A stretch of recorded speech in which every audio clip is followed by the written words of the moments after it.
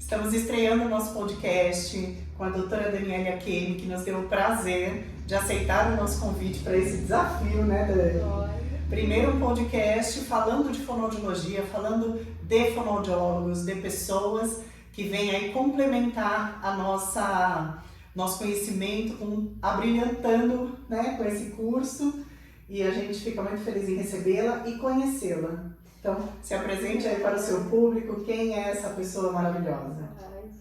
Eu agradeço muito o convite, Daniela, o grupo da Líder.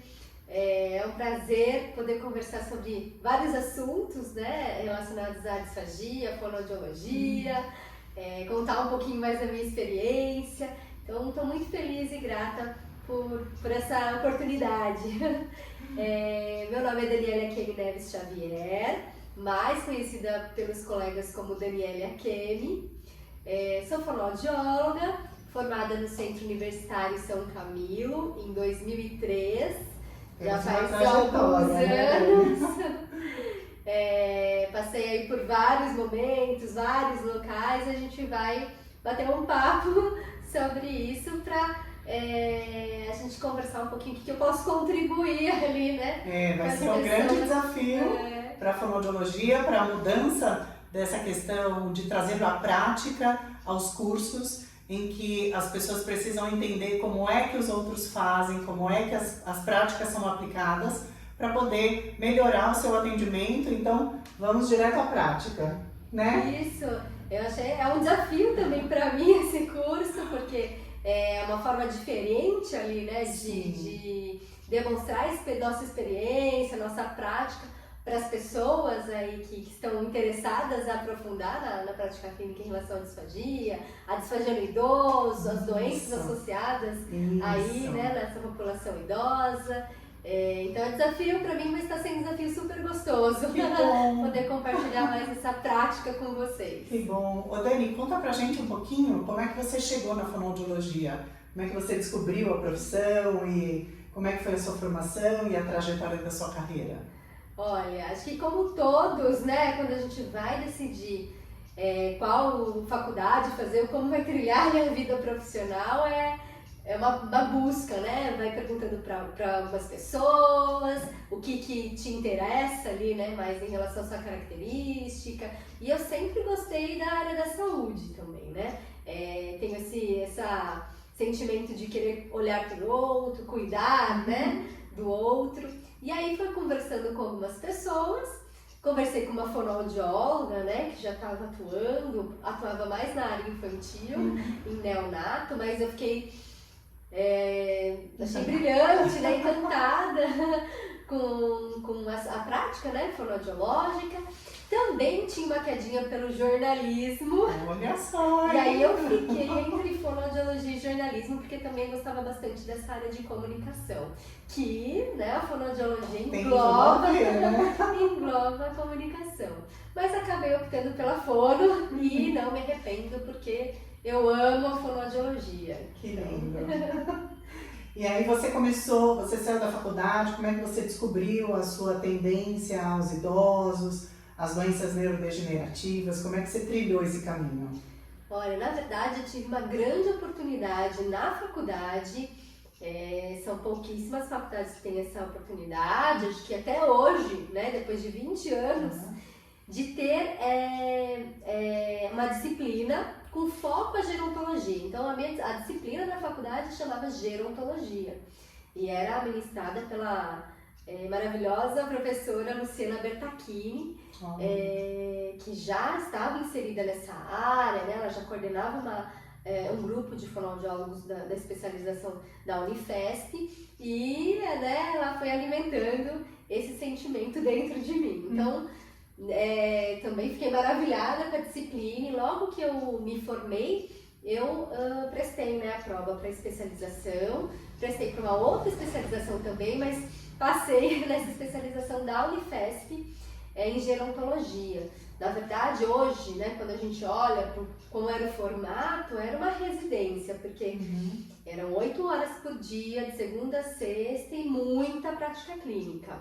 Então a gente passava por vários âmbitos ali, né, de cuidado ao idoso, hospital, ambulatório, tinha um centro de reabilitação, tinha tinha atendimento domiciliar e era uma prática integrada. Integrava todos os âmbitos do atendimento ao idoso. Isso, e não tinha só fonoaudiólogo, tinha outras profissionais, físio, tinha assistente social, tinha outras áreas, né, pra gente realmente cuidar do idoso de forma integral. E aí, acho que isso foi base, né, pra minha prática clínica, tá enraizado. Tá enraizado desde o começo, né, desde a graduação. Isso. E essa oportunidade de olhar o idoso de forma integral também, eu acho que eu carrego até hoje, porque eu vejo que é muito importante a gente ter um olhar assim mais amplo, que é isso que a gente também vai falar no curso, né? Porque a gente está cuidando de uma pessoa, a gente não está cuidando apenas, né, da deglutição, de um da disfágico, fala, né? De uma deglutição. De uma deglutição. Então faz parte de um todo e é importante a gente olhar para o todo para a gente conseguir oferecer ali o melhor para essa pessoa e ter sucesso aí na nossa reabilitação. Olha, excelente isso. E tirando essa questão global do idoso, como é que você lida com as patologias de uma forma separada? Então, quando você tem essa questão de chegar num paciente com uma doença de Parkinson, parkinsonismo, como é que você tem esse olhar mais direcionado a esse paciente? Eu acho que primeira questão é a gente ter essa empatia e ter o acolhimento, né? Do que esse paciente está precisando nesse momento, quais são as dificuldades dele, o que você pode contribuir para ele viver melhor, né, com essa doença, né? Viver bem mesmo com essa doença que é crônica, que é degenerativa. Então, acho que é o primeiro passo. E aí a gente vai construindo ali, né? Nosso planejamento terapêutico vai sendo construído em cima da nossa relação ali, né, com o paciente, do que ele precisa, do que a gente consegue oferecer e vai planejando ali a reabilitação ao longo do tempo, né? Que eu acho que é uma questão importante também, esse acompanhamento contínuo e a gente também direcionar nosso foco terapêutico para cada momento ali da doença, né? Porque a doença neurodegenerativa vai ter vários declínios. Sim, é isso que eu ia te perguntar, Dani. Eu acredito que fique uma questão, como é que eu vou fazer o atendimento, um suporte funcional num paciente, se ele tem uma doença que vai degenerando esta função ao longo do tempo? Como é lidar com essa questão porque a expectativa da reabilitação é você devolver ao paciente a função, é devolver a capacidade de executar aquela função tão vital, né? Como é que quando você está em acompanhamento com esse paciente e você consegue um progresso, né? E o próprio curso da doença traz esse paciente de novo para uma condição delicada. E depois, como é que você olha esse paciente de forma diferenciada? Porque quando a gente avalia um paciente, você cria uma perspectiva do futuro, né? De como eu vou usar recursos para habilitar novamente esse paciente. E quando você traz esse recurso e depois você tem que retomar esses planejamentos terapêuticos ao longo da evolução da doença. Isso é super importante a gente fazer um planejamento ali a curto prazo, né, do que ele está precisando ali naquele momento, mas dependendo da doença, a gente já tem uma ideia de quanto tempo vai evoluir, o que esse paciente vai encontrar lá na frente, né, de prejuízos, dificuldades. Então a gente já tem que ir sinalizando anteriormente para esse paciente, olha, é claro que isso é ao longo do nosso acompanhamento, né? Olha, pode chegar um momento que o senhor vai ter essa dificuldade, como que é isso para o senhor? Sim. E claro, cada paciente a gente vai tateando, né, de forma diferente, de forma diferente. A família. Então, não é algo fácil de se fazer, mas também não é algo tão difícil assim. Eu acho que dá pra a gente ir tateando e construindo isso com o paciente e com a família.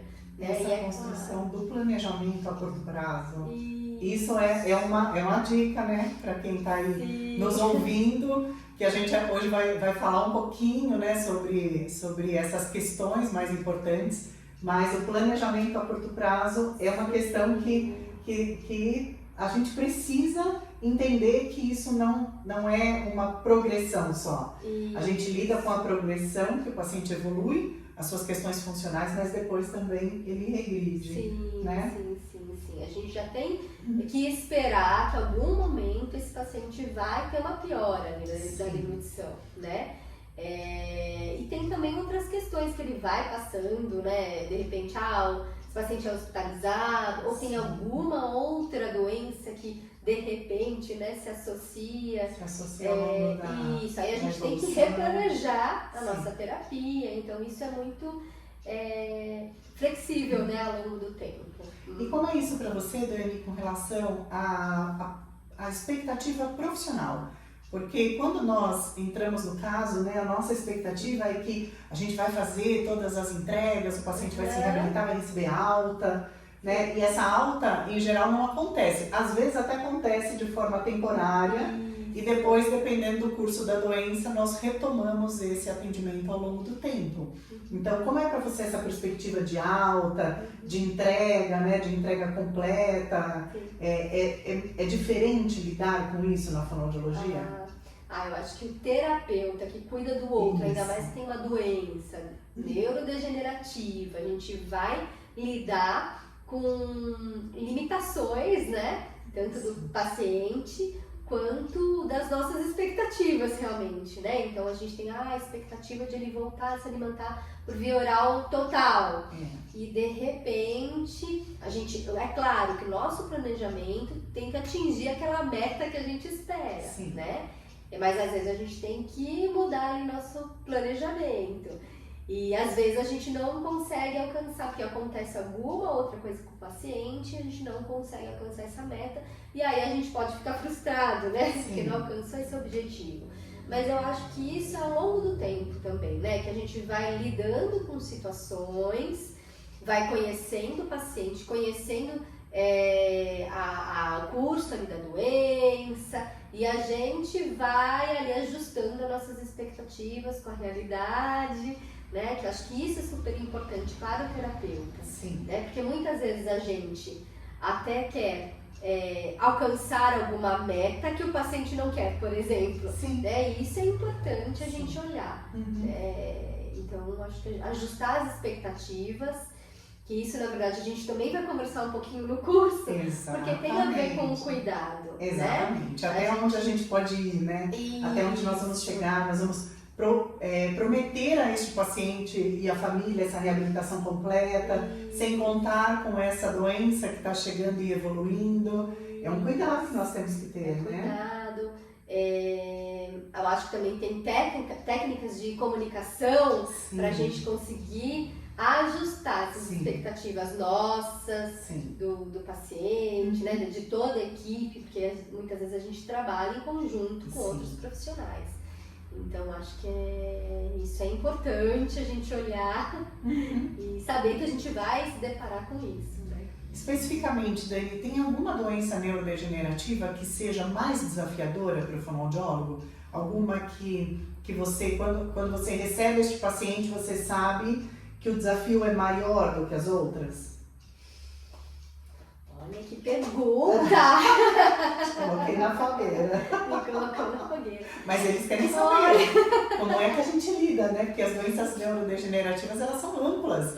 Cada uma numa partezinha do nosso cérebro.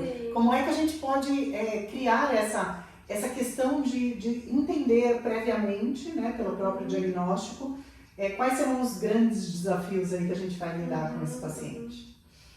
Olha, não sei se eu posso falar assim uma doença em específico, estou tentando aqui pensar, porque eu acho que o desafio maior é essa questão das expectativas também em relação, né? O paciente ter expectativa do nosso tratamento, o familiar ter essa expectativa, de repente não aceitar alguma conduta, não ter aceitação do próprio diagnóstico, então talvez seja essas questões que são mais desafiadoras, ou de repente o lidar com outro profissional que, né, a gente não consegue alinhar a nossa conduta. Talvez esse seja o maior desafio, porque nas doenças neurodegenerativas A gente vai ter vários desafios pela frente, Exato. junto com a família e com o família, paciente. é verdade. Né? Indicação de via alternativa, ou Isso não que eu ia indicação de via alternativa, por exemplo. Exatamente. É um desafio grande. É. E aí, dependendo como a família lida, como o paciente lida, ou o próprio profissional, né? A expectativa do próprio profissional, isso se torna muito desafiador. É verdade. Ô Dani, a via alternativa, ela já virou um dos maiores desafios momentâneos naquela questão em que nós observamos que esse paciente já não tem mais o suprimento nutricional, hídrico e até a questão da medicação. E aí nós estamos neste momento junto com o paciente. Dependendo do curso da doença, indica a via alternativa, dependendo da expectativa da família, da aceitação do paciente. Como é que esse universo tem se construído ao longo desse tempo dentro deste tema?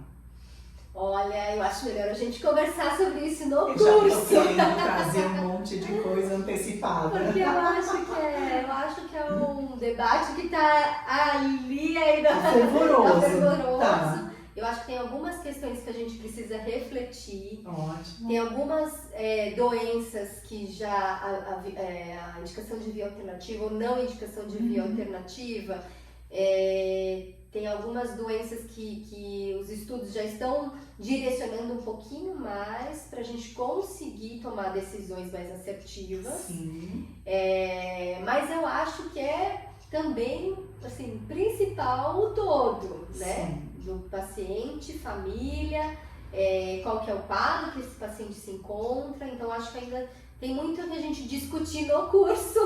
Olha só, hein? Vocês estão preparados para isso? A alternativa é uma das questões fundamentais do qual nós não podemos deixar de indicar naquele momento específico, mas também antecipar essa via alternativa ou adiar demais a via alternativa, ou não indicar simplesmente, dependendo do curso da doença, ou indicar. Então, isso é realmente uma questão polêmica, né, Dani? Sim. Falando de uma doença que evolui, né? Eu acho que eu já posso falar de duas doenças que são mais assim, discutidas, essa Ótimo. questão de via alternativa, de indicar a via alternativa ou não indicar a via alternativa. Nas demências avançadas, né, principalmente na demência de Alzheimer, que tem muitos estudos, né, relacionados a isso, já tem estudos de revisão sistemática que já indicam que, comparando paciente com demência avançada, com via alternativa de alimentação, e paciente com demência avançada, com alimentação via oral, que os desfechos em relação ao tempo de sobrevida, né, a úlcera de pressão e algumas outras Tem questões. complicações pulmonares nesse estudo? Pneumonia, isso sim. não tem diferença quando a gente compara a alimentação via oral e via alternativa na demência avançada. Sim. E essa discussão de indicar via alternativa de alimentação é justamente na demência avançada, né? Porque até a demência avançada a gente consegue muitas vezes fazer várias estratégias para manter a alimentação via oral. Mas isso, estão sinalizando essa questão e a gente vai discutir um pouquinho mais. A doutora Daniele vai trazer todas elas para a gente conseguir entender como essas estratégias podem nos auxiliar, né? Eu me incluo porque eu estou super ansiosa por esse curso e a gente saber quando a gente usar essas estratégias, né? Quais são essas estratégias, para que a gente possa prorrogar o máximo de tempo esse paciente em via oral segura, em via oral segura. Isso também a gente pode discutir um pouquinho mais. Isso também é outra polêmica. É outra polêmica, porque na demência avançada, esse paciente pode começar a microaspirar. E aí, a gente mantém a alimentação via oral, sim ou não? Sim ou não? Vamos deixar para discutir isso. Isso vai ser um ponto-chave do nosso curso. Isso. Dani, traz pra gente algumas características que você consegue observar nessas doenças, digamos. Então, por exemplo, a doença de Parkinson. Quando você entra num caso de doença de Parkinson, qual é a sua perspectiva? O que você espera Claro que depende, né, de em que grau esse paciente, qual é a evolução dessa doença, mas como é que a gente consegue perceber algumas coisas? Flacidez, tremor, o que você traria, assim, rapidamente, no geral, sobre isso? Olha, depende da fase, né, da doença de Parkinson, Sim. da fase que esse paciente está. Mas geralmente, né, os pacientes muitas vezes têm rigidez em região, né, facial, cervical, mas o que eu vejo mais na doença de Parkinson na fase leve, aí quando, né, o paciente recebe o diagnóstico, muitas vezes é fraqueza mesmo muscular. Então muitas vezes é diminuição ali, fraqueza, né, de língua, diminuição de elevação laríngea, né, anteriorização de elevação laríngea, pode ter ali, né, uma bradicinesia, mas isso a gente acaba encontrando um pouquinho mais na fase mais avançada ali, né, da doença de Parkinson, mas principalmente eu verifico essa diminuição mesmo de força, resistência, né, de língua e diminuição de elevação laríngea. Tem muitas outras características que ela vai nos mostrar no dia do curso. Olha a gente falando do curso de novo. Mas essa questão será muito bem elaborada no dia do curso, tanto a avaliação quanto a terapia dessa posição. Falando nesses pacientes, eu acho que o que é bem importante é a gente sempre complementar com uma avaliação complementar, o exame instrumental da deglutição, porque muitas vezes esses pacientes têm uma diminuição ali de sensibilidade faríngea, fica com resíduo faríngeo, mas não relata. Isso. E muitas vezes a gente não consegue pegar na clínica. Olha só. Esse resíduo ali em região faríngea. Sim, na ausculta. Na ausculta, isso. Muitas vezes ele não relata, né? Muitas vezes ele não tem nenhum outro sintoma, ou se tem, às vezes é um pigarrinho. É leve, né? Depois, quando ele deita, aí ele tosse um pouquinho, né? Então, já tem alguns estudos sinalizando que tem uma diminuição de sensibilidade faríngea. Então, isso a gente precisa ficar muito atento. É importantíssimo na doença de Parkinson a gente associar com o exame instrumental. Excelente. E o que difere do parkinsonismo? O parkinsonismo tem várias doenças, né, que estão nesse grupo de parkinsonismos. Essas doenças elas têm sintomas semelhantes à doença de Parkinson, mas tem alguns outros sintomas associados.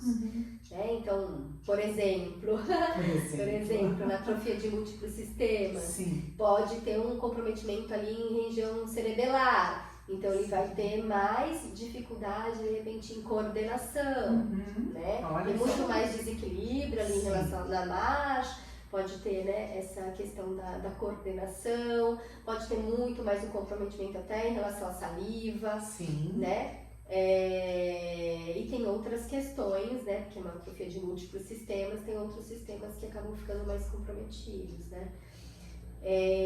A paralisia supranuclear progressiva, por exemplo, né? Também tem alguns sintomas, né, semelhantes à doença de Parkinson, mas ele também, além de sintomas poderem evoluir mais rápido, né, contra a doença de Parkinson, também está associado a prejuízos da visão, por exemplo, né, da cognição, que aí é mais difícil a gente trabalhar essa comunicação e acaba interferindo também na nossa reabilitação em relação à deglutição. Porque aí fica mais difícil seguir comandos, de ter, né, o seu feedback ali, né, para o paciente, porque, né, fica com mais comprometimento visual. Então, tem algumas outras questões ali associadas. Muito bom. E se a gente puxar a doença de Alzheimer? A gente fala do curso, a gente está preparando o teórico para chegar lá e ficar só na prática.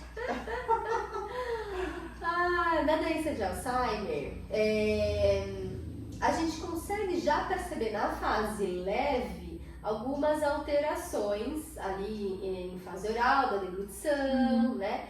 Mas acho que assim, de modo geral, aliás, falando de outras demências também, né, não só da demência de Alzheimer, que a doença de Alzheimer é um tipo de demência, né? Aí tem outros tipos de demências que a gente pode se encontrar na nossa prática clínica.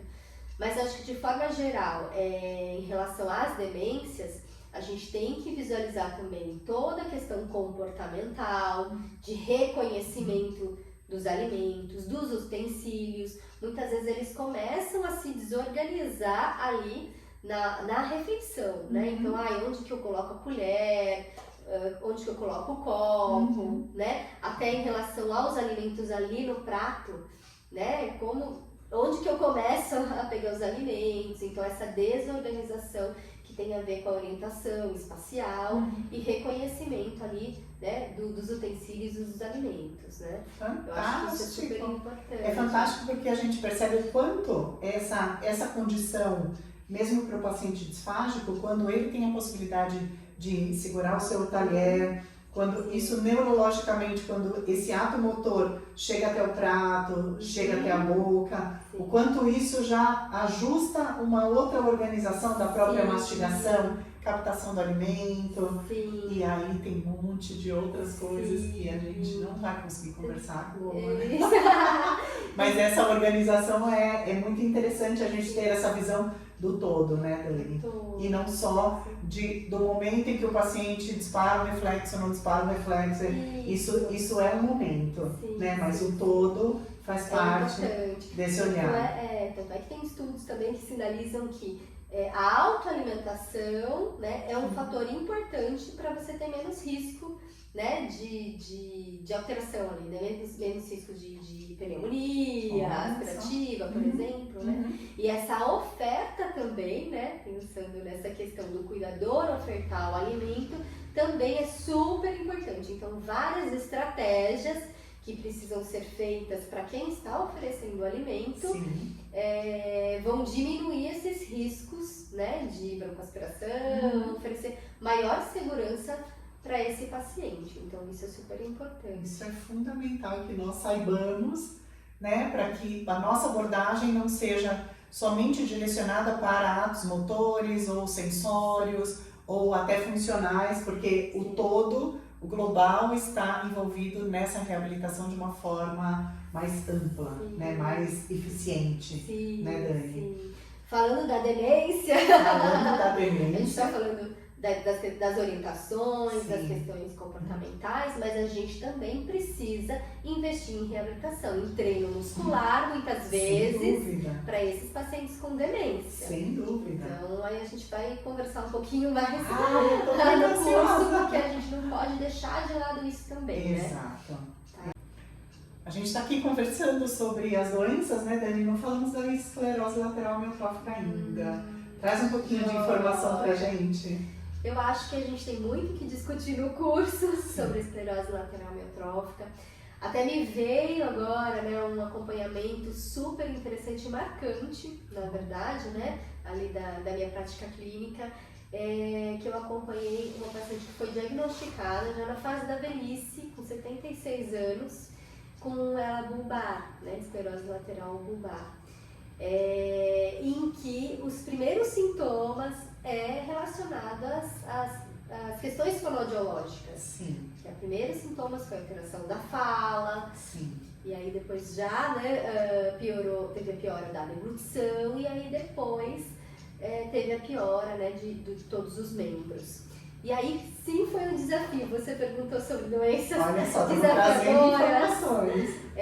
Eu acho que esse é um desafio bem grande, porque geralmente evolui muito rápido, né? Essa doença, ainda mais quando ela bulbar. A expectativa de vida ali é 3 anos, máximo 5 anos. Então a gente precisa caminhar ali mais rápido, né, com esse paciente, ter mais um feeling muito rápido, conversar muito com a família. A gente vai ter decisões desafiadoras com essa paciente. Foi bem desafiador em relação à indicação de via alternativa de alimentação, a encaminhamento para outros profissionais, porque eu fui a primeira profissional a acompanhar Chegou essa no caso, né? paciente. Porque foram sintomas que apareceram. Depois do médico, depois do diagnóstico neurológico, né? Sim. Então, acho que isso foi bem desafiador. Uhum. E aí, geralmente, começa mesmo com uma alteração na fala, e aí a gente tem que criar essas estratégias e já pensar também nessa piora futura. Isso, né? porque E aí, se já começou no bulbo, né? E se nós temos os pares cranianos envolvidos, a progressão da doença também, essas questões iniciais também evoluem. sim, Então, a progressão chega a membros, mas de qualquer forma o início dela foi nos aspectos fonoaudiológicos. Isso. E também pode impactar muito a respiração, Sim. né? Porque essa As região, funções, a região bulbar. Então, acho que a gente precisa ficar bem alerta, né? O fonoaudiólogo irá receber esse paciente primeiro e como que ele vai direcionar tudo isso. Acho que isso é super importante. A gente tem visto, né, trazer à tona esta informação sobre os cuidados paliativos, muito direcionados. A gente vê que isso direciona muito aos casos oncológicos, né? Paliou o paciente já não tem mais fontes de tratamento, então esse paciente começa a receber cuidados paliativos. Como é que isso funciona nas doenças neurodegenerativas? É super importante, super interessante essa pergunta, Legal. porque eu acho que eu tenho discutido bastante essa questão com os colegas. Uhum. Muitas vezes a gente pensa os cuidados paliativos no final de vida e cuidados paliativos para pacientes oncológicos. Exato. Mas os cuidados paliativos é uma abordagem super especial para as pessoas que têm uma doença grave, né, incurável. E aí a gente está falando de doença neurodegenerativa que vai evoluir e não tem um tratamento de cura. Isso. Né? E quando a gente fala em cuidados paliativos, é uma abordagem que a gente precisa oferecer desde o início do diagnóstico. Sim. Porque imagina você receber esse diagnóstico de doença neurodegenerativa, né? Você tem uma doença neurológica que vai piorar, vai afetar isso, você vai parar de andar, por exemplo, Sim. vai parar de comer, Sim. né? É claro que muitos dos neurologistas não vão falar nesse primeiro encontro tudo o que vai acontecer, mas muitas vezes o paciente vai lá pesquisar. Já sabe, né? Então, quando se a gente recebe esse diagnóstico, imagina como isso abala, impacta questões sociais, emocionais e expectativas do futuro, Exato. o que vai acontecer comigo. Psicológicas, né? E Nutricionais. a doença está acontecendo, está evoluindo, Uhum. e você vai precisar tomar várias decisões em relação à sua vida, né, à sua doença, em relação a tudo. E você, né, como fonoaudiólogo, está ali, né, no meio, tentando gerenciar as questões fonoaudiológicas. Sim. Então, os cuidados paliativos, a abordagem, né, foca na pessoa, né, e não na doença. Foca na família também, né, tem um cuidado integral da pessoa. Você tem técnicas de comunicação também para tomada de decisões com esse paciente, porque vai precisar tomar decisões ao longo do tempo.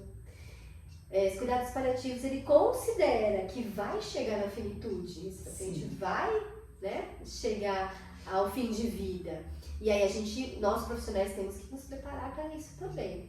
E até Então, nos prepararmos com relação ao que nós vamos fazer de questões que supram a sua condição necessária de nutrição, né, hidratação e medicação, e também o que supre a questão de prazer. Prazer oral, prazer de estar com a família num ambiente de alimentação, o prazer de pedir um sorvete, algum alimento específico. Como é que você olha esse paciente nesse momento, Dani? Olha, eu já passei por alguns perrengues. Eu acho que ao longo ali da minha carreira, desses 20 anos, Sim. passei por várias fases, né? Várias fases de, não come nada De oral, de jeito jeito nenhum. Olha o risco. Isso, e aí ao longo do tempo você vai percebendo algumas coisas, vai estudando, discutindo com colegas especialistas, porque eu acho que é importante a gente discutir com pessoas que têm mais experiência ou que têm outros tipos de experiência, que eu acho que isso é super importante, a gente estudar, né, em relação a isso. Então, ao longo do tempo, eu fui mudando um pouquinho, né, a minha prática e meu olhar para esse paciente. É claro que hoje eu não falo assim, ó, não pode comer nada, né, vamos suspender tudo. Como lá, não, come tudo, não é assim também. Não é assim também. Come tudo que você quer, que você tem prazer. Sim, sim. Então acho que existem algumas questões que a gente precisa olhar, com quem que a gente tá também, né, em relação à equipe, quem tá com a gente para trabalhar isso também, porque isso é super importante, né? Moderar também, né, Dani? O que pode, o que não pode. Né? Se de repente tem algum alimento que é um risco iminente, a gente dizer, este não pode, mas vamos adaptar este para que você consiga, né, ter esse momento. Eu acho que é muita conversa. E aí essa questão mesmo, em relação aos cuidados paliativos, que é muito importante nos cuidados paliativos, são decisões compartilhadas. Sim. Então esse é um aspecto super importante que a gente precisa priorizar na hora de a gente tomar uma decisão. Pode ser uma decisão simples de não chupa uma bala, como uma decisão mais complexa de vai ter que indicar uma via alternativa de alimentação. Né? Então essas decisões compartilhadas são super importantes para a gente realmente ter uma conduta mais assertiva, né? Para aquela pessoa. Porque não é só a doença, a evolução da doença que pode levar o paciente à finitude. Né, uma conduta inadequada, um momento em que a gente não faz, por exemplo, a gente tem uma grande responsabilidade na preservação deste pulmão. Então, quando a gente também não sabe lidar com essa condição no momento correto, né, que é o que a Dani vai explicar para a gente muito profundamente, né, quando esses momentos chegam e quando que a gente consegue identificá-los, e não colocar o nosso paciente em risco. Porque eu vou só dar um exemplo oncológico. Muitas vezes o paciente ele passa por um desafio oncológico, que é a minha experiência maior, diferente da Dani, né? A Dani está no neuro. A gente percebe que o paciente, numa internação hospitalar ou por algum motivo, ele não recebeu o cuidado funcional adequado. E às vezes ele luta contra uma doença neurodegenerativa ou uma doença oncológica, e ele está pronto para se estabilizar. E de alguma forma, por alguma conduta inadequada, antecipada ou que não seja na evolução da condição dele atual, esse paciente entra em risco de vida. Né? Ele entra em risco de desenvolver uma doença pulmonar, alguma coisa associada, que é o fantástico trabalho do fonoaudiólogo nesses casos. Né, tanto nos oncológicos quanto nos neurológicos, de a gente estar ali intermediando estes momentos, que a gente não fala só do curso da doença, mas do quanto esse impacto pode trazer na condição de vida do paciente. Sim. E aí eu trago uma outra pergunta para você. Mais uma reflexão. Uma pergunta reflexiva, filosófica. A gente tem discutido muito isso em cuidados paliativos. O que é oferecer risco? O que é risco para esse paciente? Sim. O que é um risco? Se a gente oferecer uma alimentação, mas mesmo ele broncoaspirando, e aí? A gente vai, né, manter esse risco ou não? Essa pergunta vai ser respondida. Não agora, né, Dani? É complexo, mas não é tão complexo. É complexo, mas esse pulo do gato a gente vai conversar pessoalmente, porque estaremos presencialmente. Isso, eu acho que no presencial eu também queria trazer algumas experiências, né? Alguns casos pra gente discutir até com as pessoas, o que cada pessoa pensa sobre aquele caso e como que eu conduziria, como eu conduziria hoje. Eu acho que isso é super bacana pra gente discutir, sim. Essa reflexão vai ficar para o presencial. Obrigada, minha querida. É um prazer, foi um grande prazer conhecer essa moça. É um grande prazer que você tenha aceitado o nosso convite. Estaremos juntos no dia 15 de julho, junto com a doutora Daniele Akemi, que vai contar pra gente todo esse universo na prática clínica, Então preparem-se, se inscrevam no curso. O curso tem poucas vagas, é presencial, a gente não vai fazer auditório cheio, até para que nós possamos aproveitar este momento para reflexão, para discussão, para colocar a mão na massa junto com a doutora Daniele e entender este universo e poder oferecer para cada paciente, né? Você oferece aos seus, nós ofereceremos aos nossos pacientes também a possibilidade de receber uma reabilitação no seu âmbito completo, sabendo o que a doutora faz com relação aos seus casos, com toda a bagagem teórica, com toda a bagagem prática, e vai nos presentear com este momento que a gente vai agradecer. No final do curso vai ser só alegria, e depois a gente vai colocar tudo isso em prática com os nossos pacientes, tendo a oportunidade de fazer melhores reabilitações. Dani, muito obrigada. Muito obrigada, estou ansiosa por esse dia. Estou pensando aqui várias questões para a gente poder conversar, questões importantes que eu vejo na prática clínica, que eu acho que isso que é super essencial, né? A gente ter uma reflexão maior para aquele paciente, o que de repente nesses anos todos, né, que eu vivenciei com essa prática, o que é importante a gente pensar ali para aquele paciente. Então, estou ansiosa para compartilhar que ótimo, as experiências. Que ótimo, Dani. Nos vemos no dia 15 de julho, junto com a doutora Daniele Akemi. Um beijo para vocês, obrigada. Gente. Tchau, tchau.